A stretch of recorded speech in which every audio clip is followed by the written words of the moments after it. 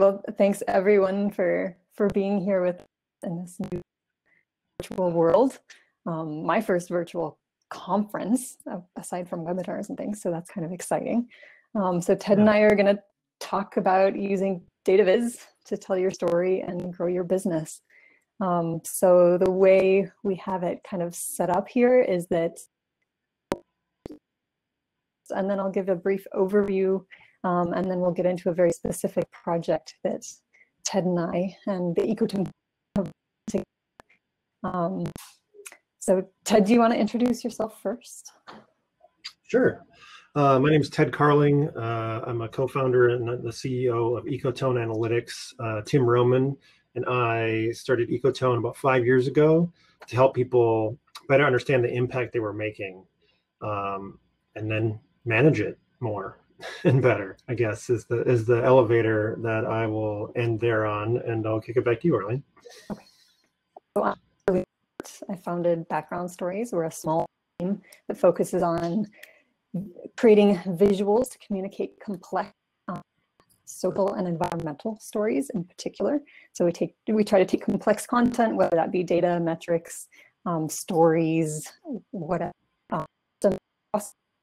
and use visuals to share them to non-expert audiences.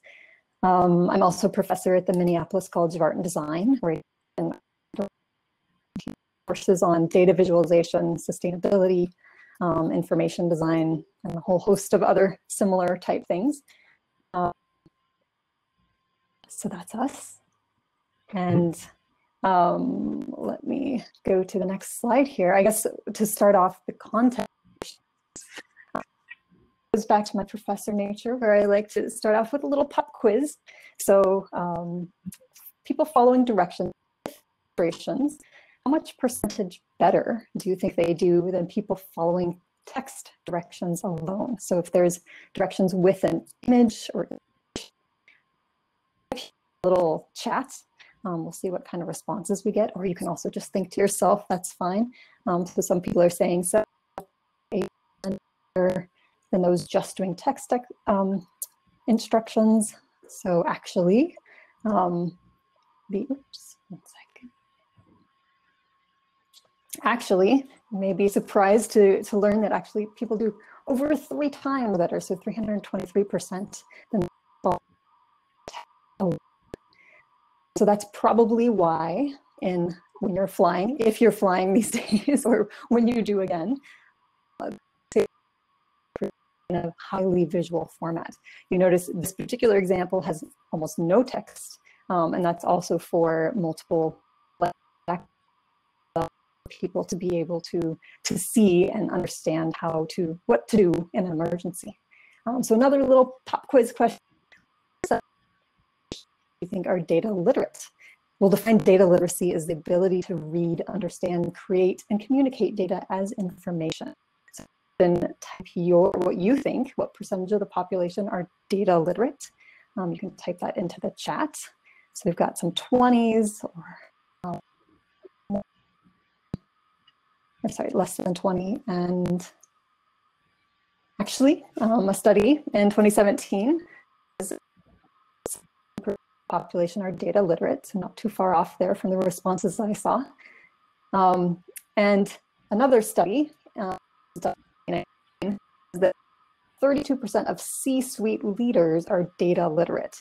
So that number to me also has me really concerned, knowing that a lot of the people that we might expect to have high data literacy in the decisions that they're making in their work life may not be as literate as we might like to think in terms of data.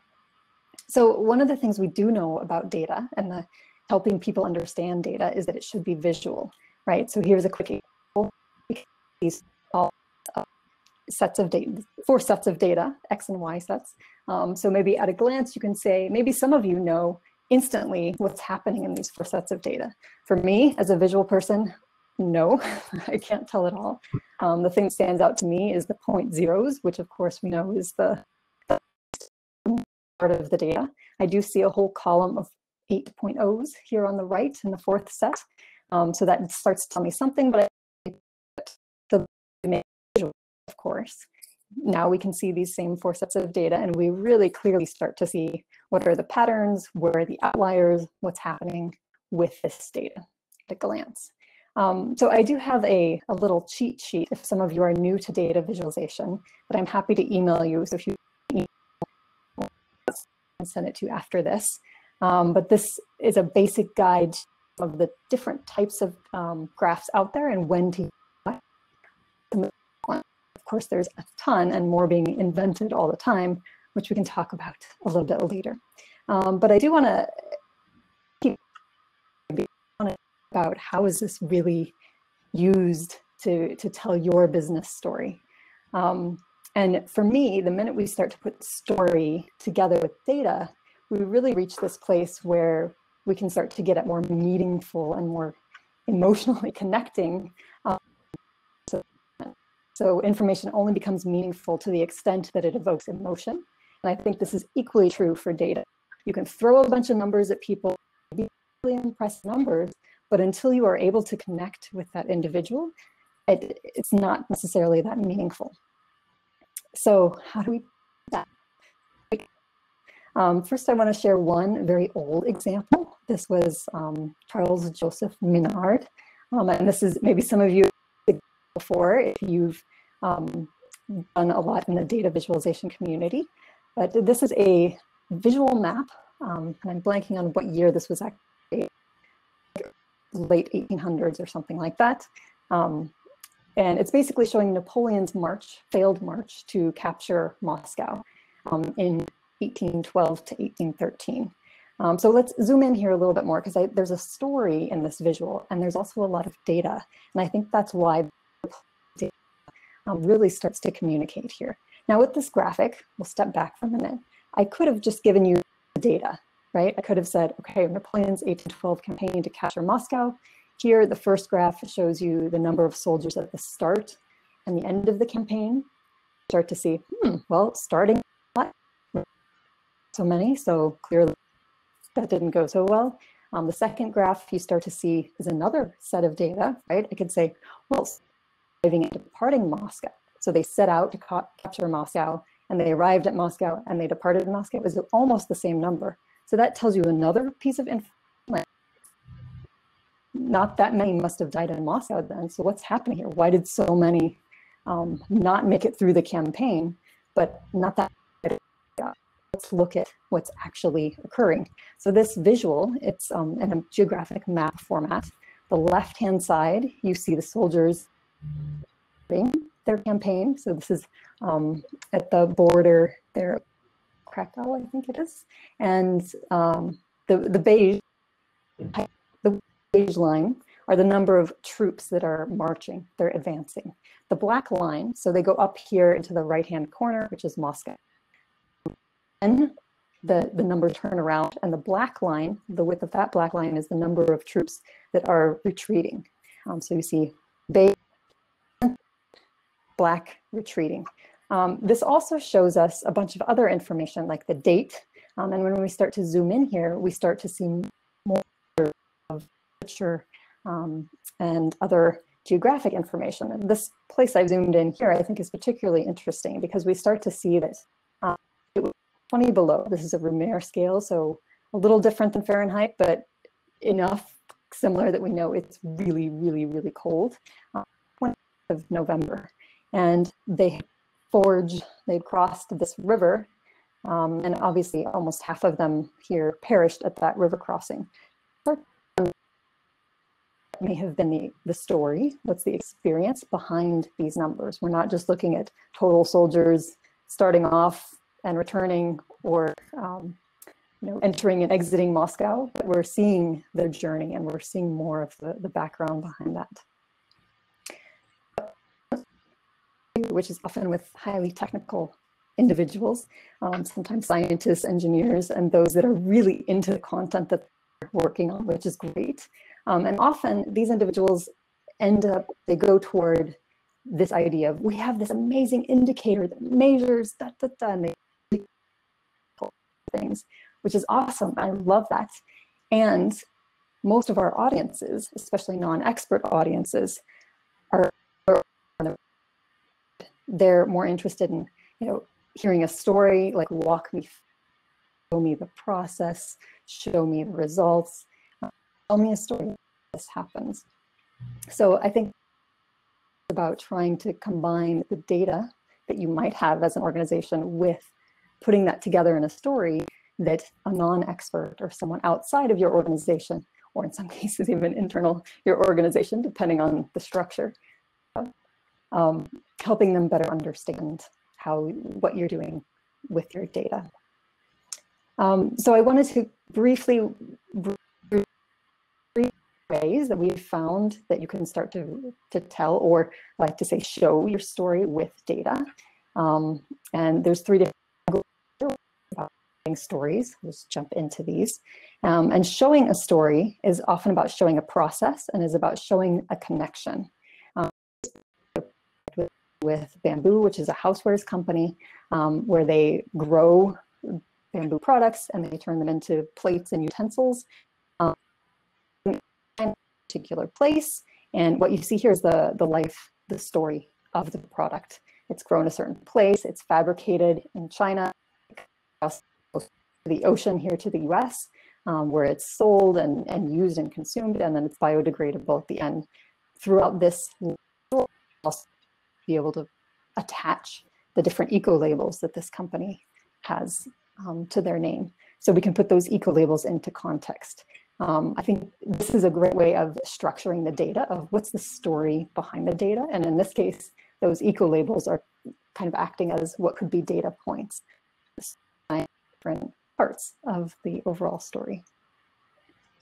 In general, giving numbers context is a great idea. This sometimes can be as simple as showing a map. If it's geographical coordinates, you don't have to have an exact map in the background, but showing a general one of where things are happening, if they're global or regional or whatever, can help to show a little bit more of that story than just the individual data point.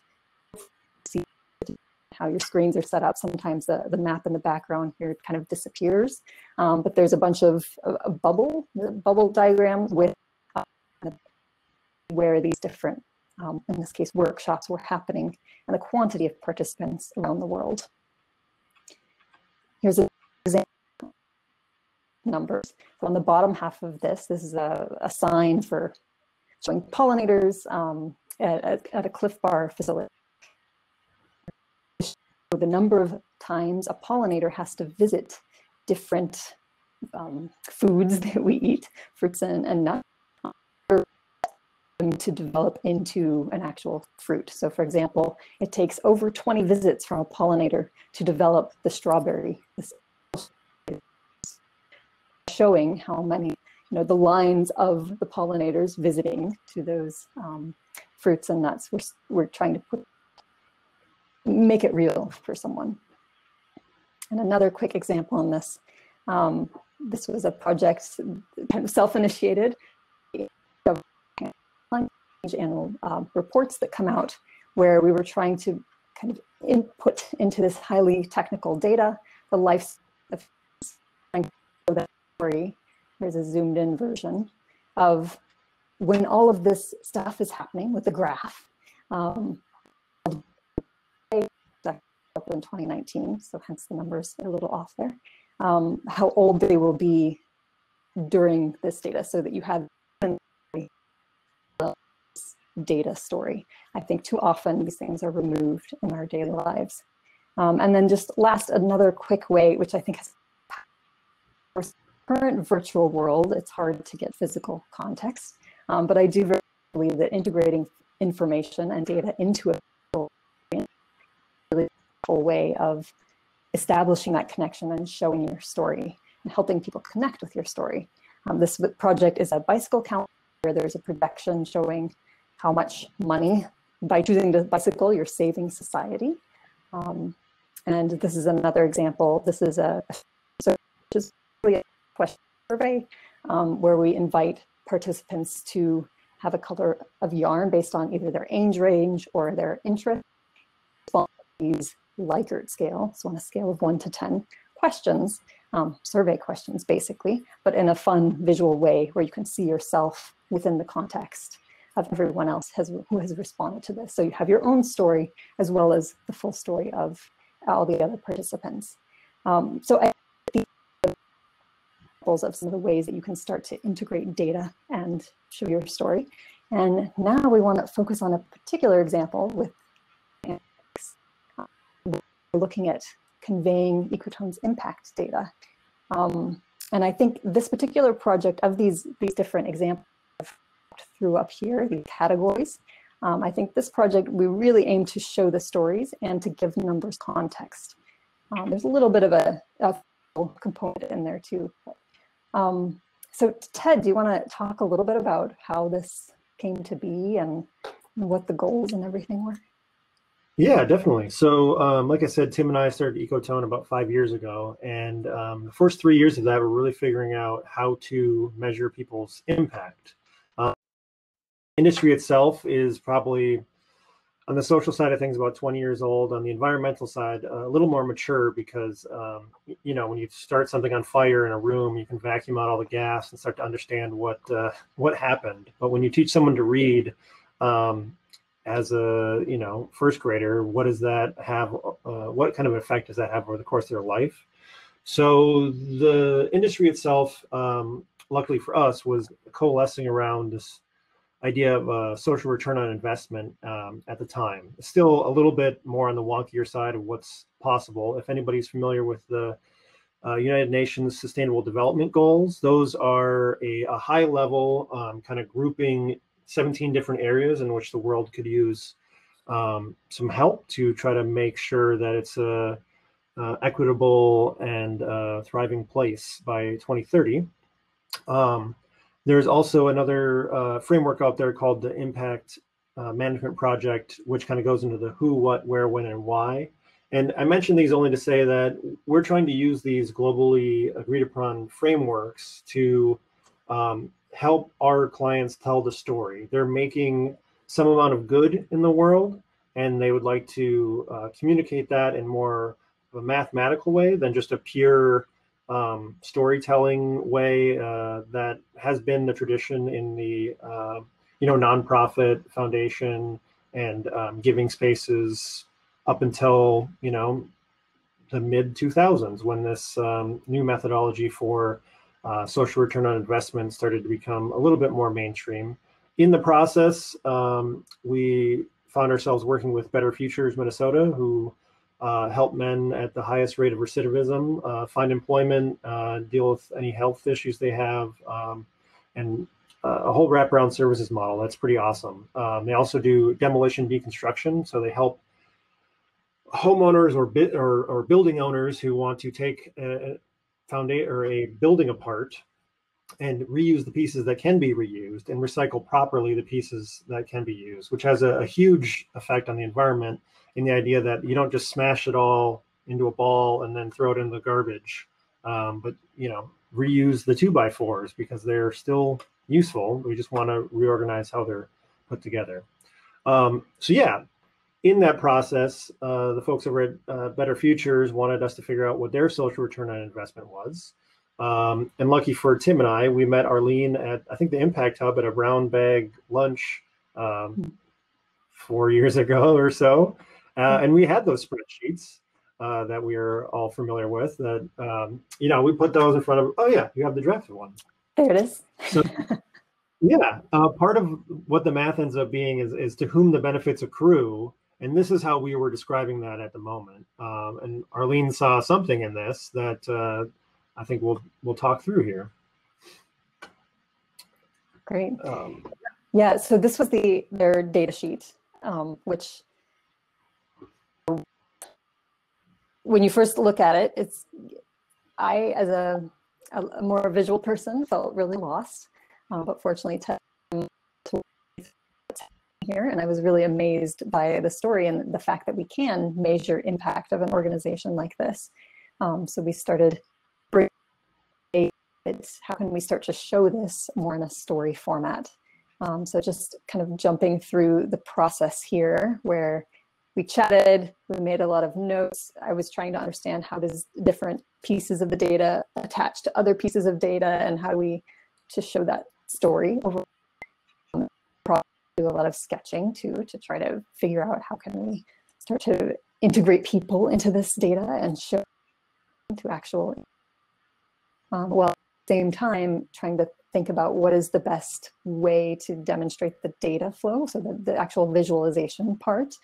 For this project, we said, well, it's a chunk of money that's invested, and then that investment goes through, and you can break it down in different ways, and then that leads to so investment, which is for society, right? So we landed on Sankey or flow diagrams, to sometimes also called alluvial diagrams, to start to show some of that data. So then we start to plug in the actual data and play with it. How can we show that the benefits that we get from it?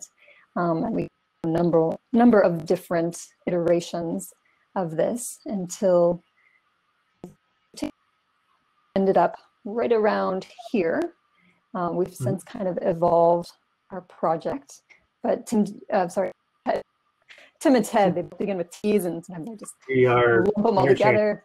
Ted, Ted, do you want to say anything more about kind of where we landed with this iteration? Yeah, so this iteration really showed us what was possible, and the idea that the clients really started leaning in at this point because they could see themselves showing this to a different human, right? Because we also provide a 60-page document of the logic and the reasoning behind and all the research that we bring to bear. And at this point, we like to say that about 10% of the people actually look at that, and 90% of the people really take the minute or five to look at this and understand it. And that's where you want to catch 90% of the people, right? The decision maker or other folks, if they want to know more, the backing information is there, right? And I think that's what we learned in this process is the kind of the idea of the iceberg, right? Like the amount that's above the water is what you would like people to see. If they want to go diving down below that, have it available to them. But so through this, we kind of started coming up with this idea of a baseball card, where it was like, okay, we're gonna do a lot of these. How should we start to format this so that information is uniform? And if you're looking at one project to another, you can start to just go, oh, I want to know this piece of information. I'll point here, or I'll look over there. Yeah, so this was the evolution. It also really allowed us to have the conversation with our peers about how much information we were getting and where we were drawing those lines to, because there were lines being drawn to them. Whereas before, we would have had to send our entire technical document over and have somebody read that. And that's, asking a lot, but also taking time. So yeah, I felt like this really allowed us to have a lot wider ranging, faster conversations with folks. To orient people here, so what you're seeing is this flow of information. There's the baseball cardy stuff across the top. Then we have a little that we're showing the data of in this example. And then down here at the lower left corner, you see a column that's it's over $17,000, and that's how much money it costs for Better Futures to run their program for each individual participating.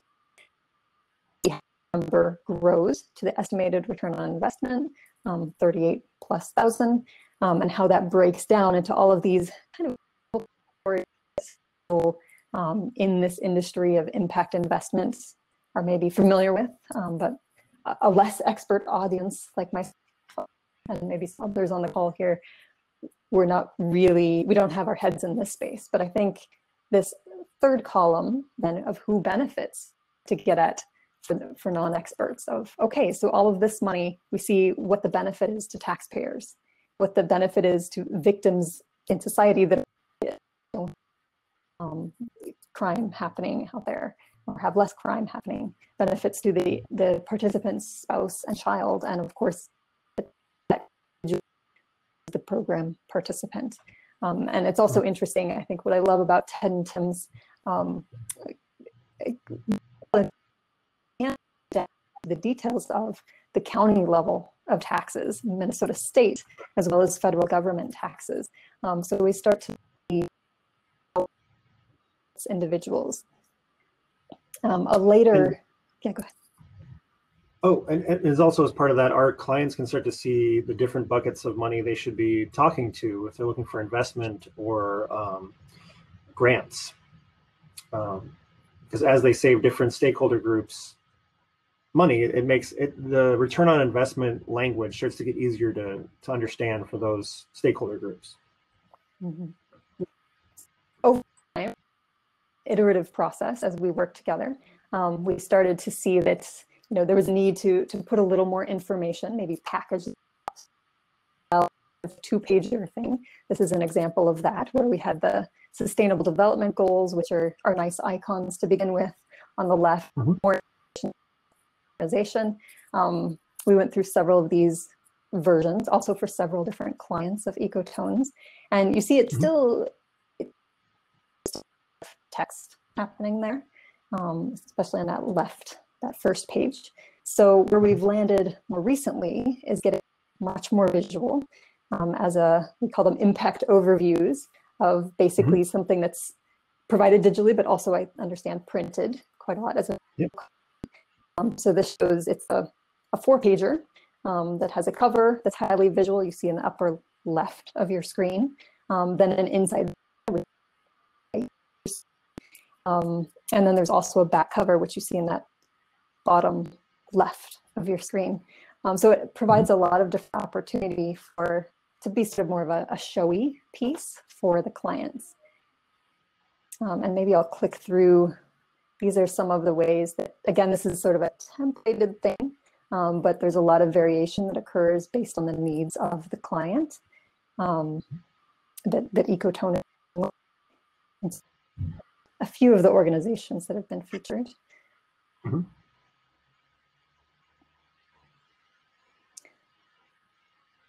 And I guess while I'm clicking through these, do you want to say anything else, Ted, about how they've been said? Yeah, well, to tie it to growing our business, we would not, it's really given us the ability to differentiate ourselves, but also provide a lot of value to our clients, right? Because it's not just the research. I mean, we do super rigorous research that I won't bore everybody here with, but that alone doesn't help our clients sell or use our information, right? They are also very aware of research and we have processing power that they might not because they're busy doing the work that they're doing. But if we hand them just spreadsheets that they kind of get but don't, then they can't do much with it either. So having this highly visible and visual framework for it has given us a chance to grow our business and scale in a way that I don't know that we would have without it. So thanks, Arlene, for helping us keep this boat afloat as the industry matures, but also hopefully gives all the people we're working with the ability to not only describe what they're doing to others and get people excited about partnerships or about funding, but also their internal teams or when they onboard someone. And our overall hope is that this information gets used, and if people understand it, it will be. If it ends up in a 70-page document, it probably won't. So yeah, I'm excited that we're here out of the spreadsheet land and into the visualization universe. We'll sort of open it up for questions now. So I see a couple coming in here. Reiterate the reason behind the story aspect of this, that I think it's a visual thing. This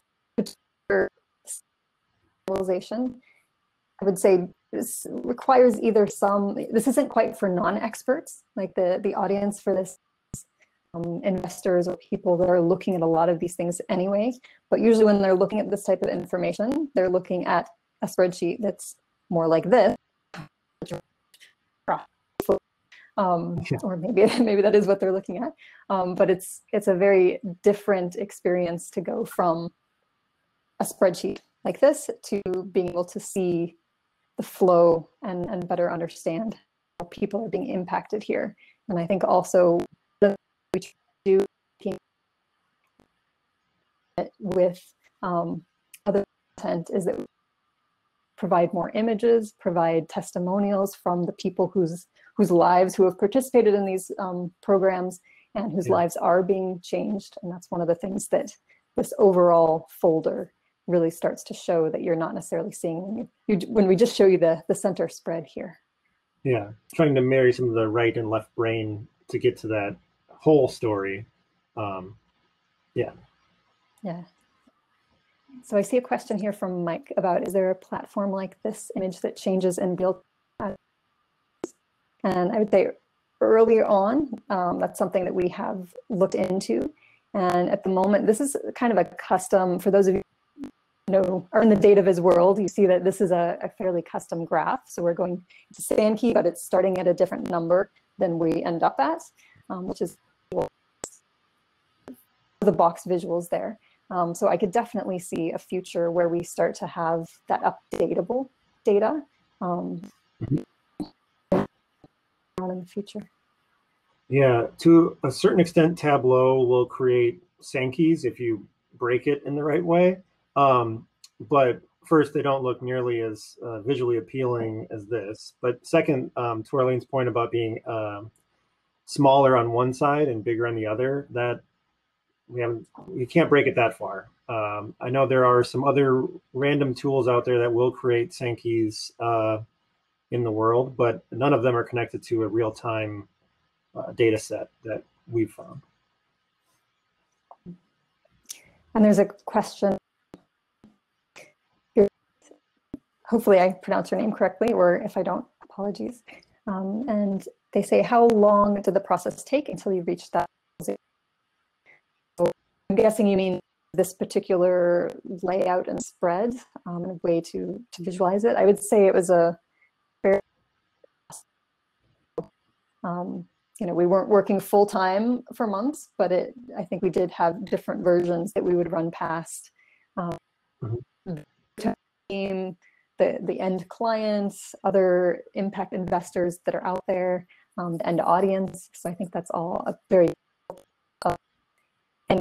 work, and so it's important to include that. And sometimes that ends up taking more kind of length of timeline, not necessarily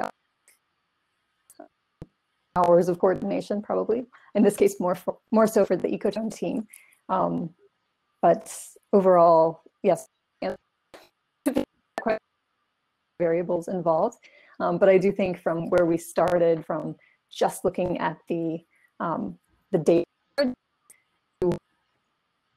the ones we looked at in the middle of the process here, was probably a couple months or so. Yeah, I think the iterative process, I think, is important to highlight there, because in all design, you don't get it the first time, right? The one idea leads to another, and then you think about it and have a dream about it, and then you're like, oh, wait, this is really how it should be done, and you show that to someone, and they go, I don't get it, and you're like, oh, right, that was a weird dream. At least that's part of the process that we have seen through over the years. But having clients that were excited about the next iteration of it, I think each one of the clients we've added a little bit, and it's gotten a little better with every one. I think we're kind of at a point now where the baseball card is fairly set, but yeah, I think to Arlene's point about the number of hours may not be a lot, but allowing the process to flow as it will is a good thing. Mm-hmm. And Rich is asking, what are the biggest mistakes of this world making, aside from not hiring you? So, yeah, there's a lot of organizations out here that are doing data visualization, so not just background stories, but I do think that, what I see a lot of times people making is the mistakes they're making is just about the data itself. And it's great to make the data visual, but I think you also need to think about what's the story surrounding that, how data, visual or not, and put it into a context or into a story that helps us better understand that information.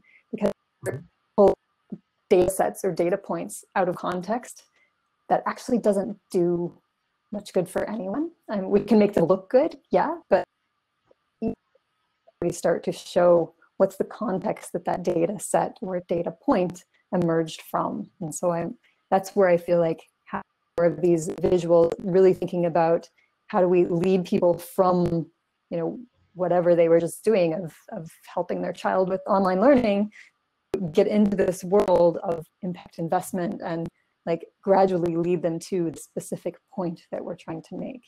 So that context, I think, is really. Yeah, I would agree full-heartedly, Arlene. That's, yep.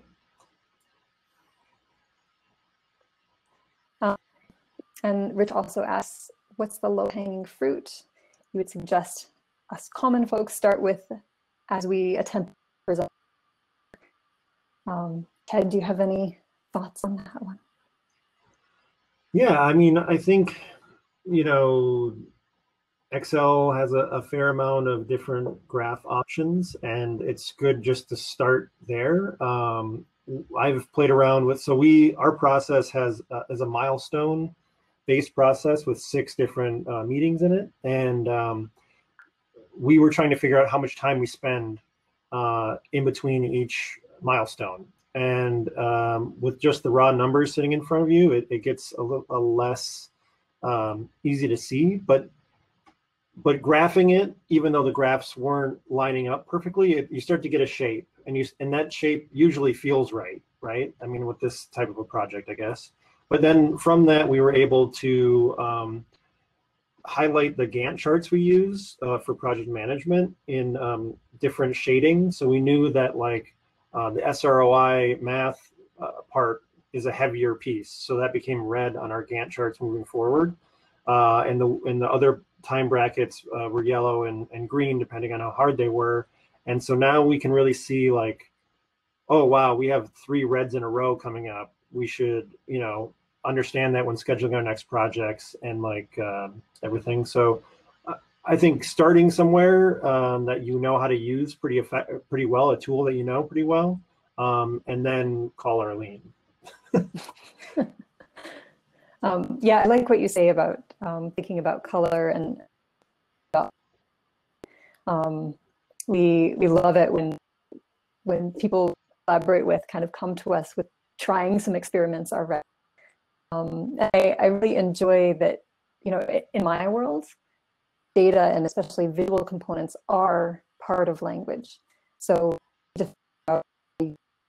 color red, and what do we associate that with?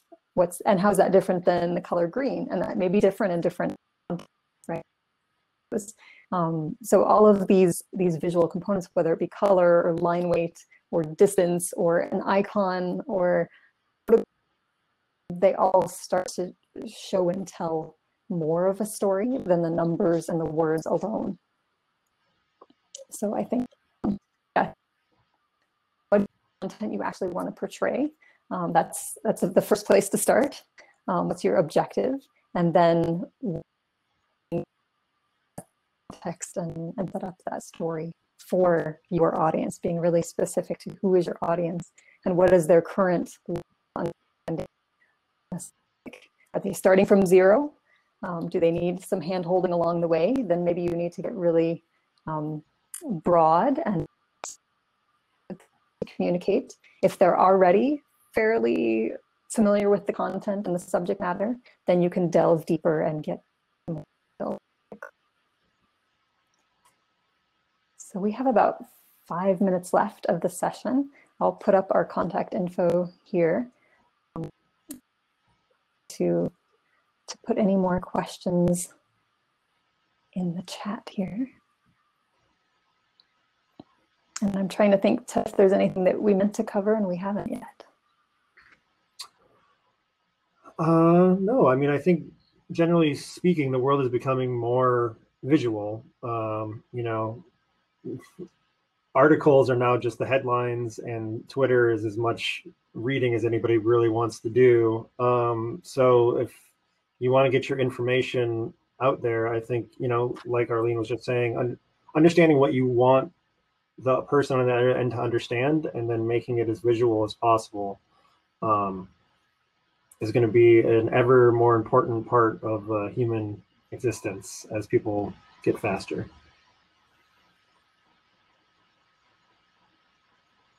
Great. Definitely. Yeah. Well, I did see a note here. We had talked about, Ted, what's the value that you see of visualizing for your? Yeah. Again, I think we're going to make it a little bit more, like we had talked about in an app that was maybe more real time, and expand into where that could go. Certainly continue to help our clients tell more of the story more succinctly and in a way that tells that whole story that we had talked about.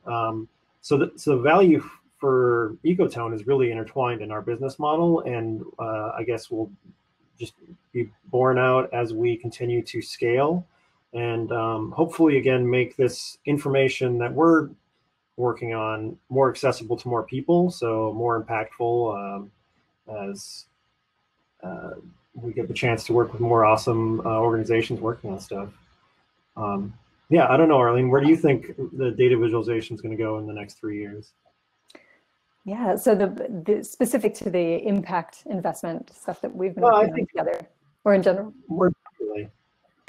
Yeah, I mean, I do think that there's more and more tools available, so people can start playing with visualizing data themselves, which is, I think, wonderful. And I do think we'll see more and more need to find different ways to make the information engaging, that actually, and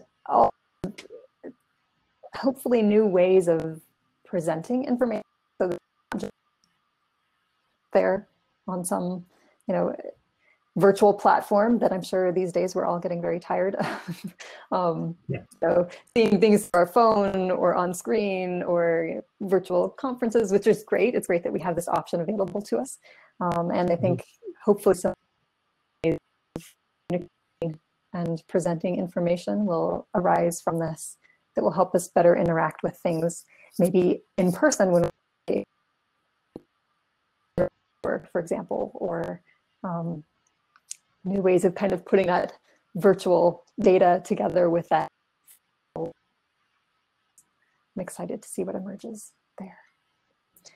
There's a question about, will we get a copy of the PowerPoint? Feel free to really know if the event will be providing links to that, but I can certainly provide that to you. And I think they will have a recording, is my understanding, sometime in October, that the recording will be posted somewhere online. Again, I'm not sure if that's just for those who participate or if that's open to the general public. But feel free to reach out to Ted and I and we can hook you up. Definitely.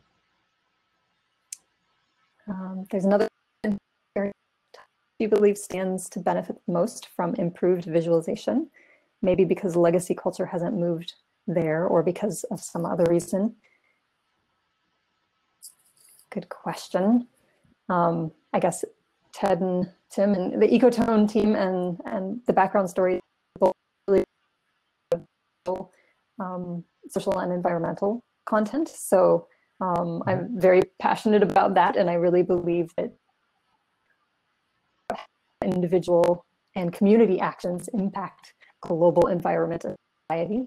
I think there's a lot of connections that are visible. There's a lot of great data there that has been kind of tucked away in the land of experts and distant day-to-day spending. So I think there's a ton of opportunity there. And probably most sectors have that, of a lot of data that's been collected in recent decades and maybe hasn't been communicated as well as it should be. Yeah, I agree. I think there's a lot of what, again, like what is the point? Like at the end of whatever is happening, the decision change process, what's going to happen? And I think more visualized data will help people make those decisions better and faster, because they can see themselves in a story where they can't see themselves in a bunch of numbers. Mm-hmm. Yeah. Happen. Yeah, we're gonna do it. Yeah, great. Okay, well, we're at time, so participation, and maybe we'll see you around the conference over the next several days. Yeah, thanks for putting this together, Arlene. Okay. It's really fun. Thanks for joining today. Okay, thanks Take it easy, everyone. everyone. Bye.